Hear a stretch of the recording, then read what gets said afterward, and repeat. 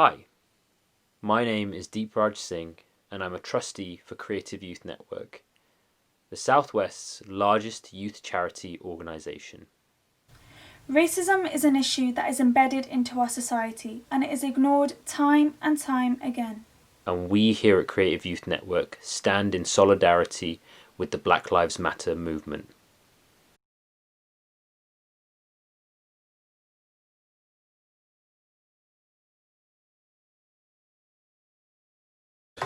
There are three ways that racial injustice makes me feel.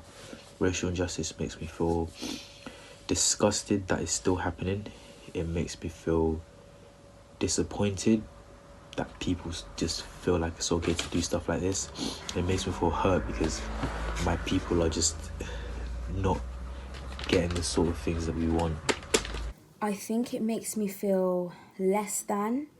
It makes me feel unaccepted, and it definitely makes me feel different. No matter what I do throughout life, it's never going to be perfect. It's never going to be, different. It's never going to be anything, amazing because I'm not the skin color that's, seen as superior and perfect.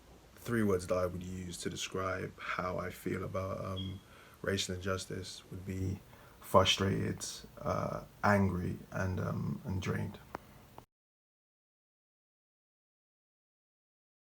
Go through the hardest obstacles in life. We go through the hardest trials and tribulations, and we go through the hardest tests. Our beings are constantly tested, whether we're authentic, whether we're real, is always being tested. We're always being questioned, unprovoked, and it just leaves the question of why. Being black is a constant battle that you feel like you're losing every single day. It feels like the world kind of seems to be progressing and moving forward, but every now and then you get these moments of reality where it's not been getting any better, it's actually getting worse.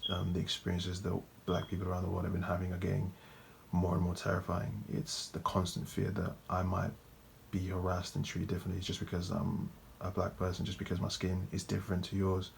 And it's a burden that's placed on you from birth, and you can't shed it, you can't take it away. It's something you have to just live with. And it's in every experience of your life, school, work, public, it's experiences that you have, and you can't do anything to stop them. You can't do anything to change them because every time you try and make it known, you get shut down. No one supports you, no one has your back, and it feels like it would be bad to not be black. There's places that people go to where they're like, I don't want to be black anymore because if I'm not black, then I can be treated as equal.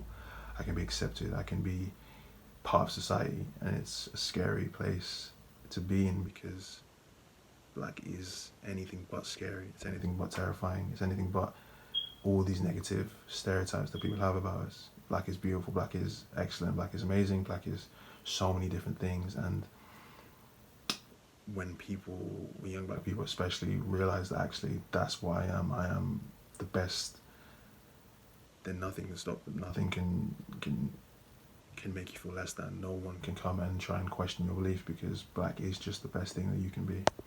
I want people to know that as a black person, I always have to remember that I am black. That is with everything I do. If that's walking into a shop, I always feel like I have a target on my back and I can't leave the shop without sort of either buying something or looking like I'm about to steal something. And I think that's probably one of the worst things for me because it just does, it's not right to me. It's not right to me. I'm not like that. That's just not me. Just because of my skin color, people think they can judge me.